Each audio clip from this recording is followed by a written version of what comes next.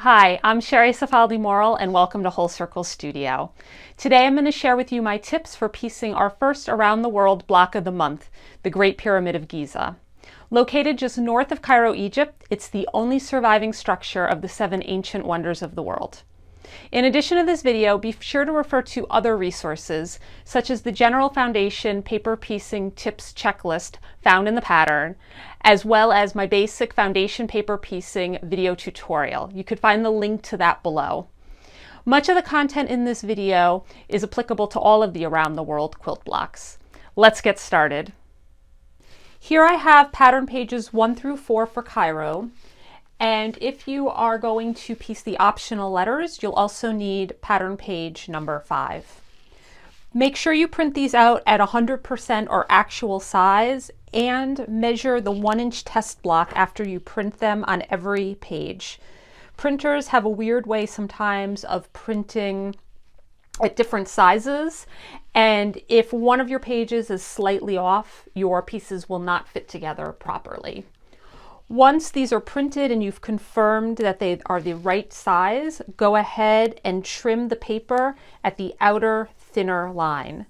Hang on to these larger paper scraps. Those come in really handy for labeling our cut fabric in a little bit. For this pattern, paper piece B, see here, I went ahead and trimmed it out, was a little too big to fit on one 8.5 by 11 sheet of paper, so we have to do a little bit of prep to it. So I went ahead and I trimmed on the outer thinner line, but I haven't done anything with the dotted line. I wanted to show you my tips for preparing these and joining them so that they're really stable and accurate. So the left-hand side that you see here, there is a note. I cut along right on that dashed line. So let me go ahead and do that. I'm going to use my acrylic ruler, and I also have a rotary that is dedicated for paper cutting. And then on the right hand side, instead of just cutting right on that dotted line, I actually cut a little bit extra, and I'll show you why in a minute. So I'm just going to use my ruler to line up. This is about a 1/2 inch in. You could do a 1/4 inch, a 1/2 inch to a 1/4 inch, and then just trim. And I can see that dashed line there. I find that if I cut both right on the dashed line and then try to join them with tape, it's not quite as accurate and it's not as stable. It's kind of floppy. But by having that little overlap, it makes it both precise and stable. So here I have a little bit of extra. This is cut right on the dotted line. I'm going to line these up. I'm going to align on the dashed line, but I'm also going to arrange it so that these X's are complete. They're sort of like little registration marks. And I can also use that outside line, not necessarily the cut line, but the thicker inside line that shows, my seam allowance. Once I'm happy with the alignment, I'll use some Scotch tape to hold it in place. And again, you may just need to adjust a little bit. So that's secure. I like to just put a hole, finish it up and make sure that the whole front is taped. And then, so that it's not floppy and it doesn't get caught in my sewing machine, I'll also put a piece of tape on the back. And again, that extra 1/4 inch to a 1/2 inch, which I have here, of overlap makes the template more accurate and more stable. After I've prepared my paper pieces, I then prepare my fabric. Here I have some fabric from my stash that I'm going to be working with. You'll notice in the individual Around the World patterns that there's a chart to the right of the cutting instructions. You can tape or glue your fabric swatches here to stay organized. I find it really helpful to have this visual for the fabrics that I'm using in the individual block. This chart can also be found on your block coloring sheet. If you've already selected fabrics for your entire Around the World quilt, you can use that fabric chart as a guide. I still find it really helpful to cut another small swatch and place it in on this chart close to my cutting instructions, and that way I can visually see just the fabrics I need for this one block. In this chart, you'll also notice that there's boxes that are shaded. This tint corresponds to the shading on the paper pieces. In the instructions for all the Around the World blocks, you'll find cutting instructions for two purposes. First, there will be fabric pieces you need to cut in order to fill in around your paper pieces later in the assembly process. For these fabric pieces, I recommend starching a portion of your fabric prior to cutting. I find that the stiffness that starch adds makes matching these fabric pieces with the fabric pieces still on the paper easier and more accurate. You'll also find charts if you want to pre-cut your fabric for the paper piecing portions. If you're new to paper piecing or you haven't done it in a while, you might find this helpful. These fabric pieces are about 3/4 of an inch larger than the shape you'll be covering. I label all of my cut fabric with scrap paper and a pin.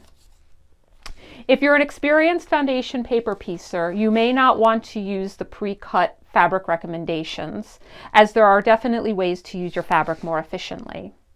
Please note that these charts do not include fabric cuts for the optional letters. In the future, I'll be giving some tips for piecing the letters. You can also check out my foundation paper piecing video tutorial. You can find that link below to learn how I determine how large to cut my fabric to cover paper pieced sections. Before I begin paper piecing, I find it helpful to organize my paper pieces, referring to the diagrams in the pattern. Here are also a few reminders. We're looking at the back of the blocks, so the final block will be mirrored or flip. Remember that the shading on the paper pieces is coded to the fabric usage found on the swatch chart. On paper piece B, be sure to fill in all of B1, ignoring the dashed line that we used as a guide to prepare the paper pieces. And here's a fun fact. The top of the tags are interchangeable between blocks, except for Sydney because of a special design feature. Some of the tops of the tags have different angles on the edges, and some have no angles at all, but all of the tops of the tags are the same size.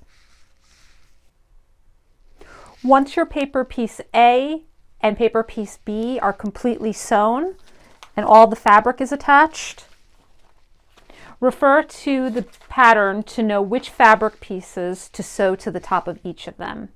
If you're paper piecing the letters, you'll have a bit more paper piecing to do, and this top piece will look a little bit different. Once I have my units ready to join, I use a technique called positioning pinning to achieve a precise alignment for the larger pyramid. Let me show you. So first you'll notice there's two small dots on your A and your B paper piece. Those are going to be important. To join these pieces, I'll put them right sides together. And again, refer to your pattern for the arrangement. And I'm going to use these dots as a guide for a precise alignment. I'm going to take a super thin pin. I really like this brand here because they're really, really thin, but they don't bend easily. I'm going to put the brand recommendation in the notes below. And again, the thin pin is key here. The thinner the pin, the more precise your results will be. So first I'll take my pin and I'll put it right through that dot from the back. I'm working piece B. And sometimes this takes a few tries. I'm going to put it right through that point, and I want it to come up right on the seam. You could see that there. And then I'm going to insert it. I'm going to kind of visually look. I know I want it right on the seam where the two pyramid pieces should meet. I'm going to come through. It's a little bit off. I want it to come up right on that dot. Again, sometimes this takes a couple of tries. That's a little bit off. Let me try one more time. And again, taking this extra time will help have very precise results.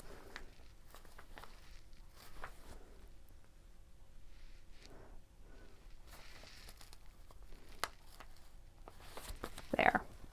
It's coming up right through the dot here, through the dot here. So now I want to make sure that the pin because it's aligned, goes straight through.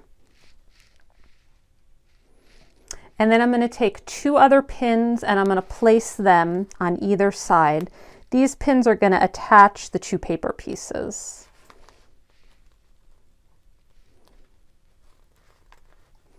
Once those are attached on either side, and again, I like to put a pin on either side of the positioning pin just to make sure that's nice and locked in. I then want to take the positioning pin out. I don't want that to get caught up in my machine. And I'm going to go ahead and I'm going to pin the rest of the edges. I'll use the positioning pinning process on corners as well. That way I know that they're just really nice and aligned. So here I'm going in right on the corner there. And then I can kind of see through the fabric here and go right through there. Again, the key to positioning pinning is to making sure that your pin is nice and perpendicular to the pieces and not slanted. Otherwise, your alignment will be off. So using that positioning pin still in, I'm going to take another pin and I'm attaching the 2 pieces and then can take that pin out. And then for this edge, I don't have the paper there because it was a non-paper piecing portion. So I'll just align it and pin together. I can also go ahead and add a few more pins to align those raw edges. I probably will do that just so it's less work and less things for me to hold together on the machine. I'll often use that positioning pinning in other places, even if I don't have dots or corners. That way I know for sure that I'm getting a good 1/4 inch seam allowance. So I'm going to put the pin in sort of in a random spot on that line. I'll match it up. Again, no pin, but I'm just kind of randomly matching it up. It's coming up right on the line. I'll lock it in and then stick a pin in. And I'll do one more. I can do it here, although there's nothing to line it up here. So for here, I'll just align the raw edges and put a pin in.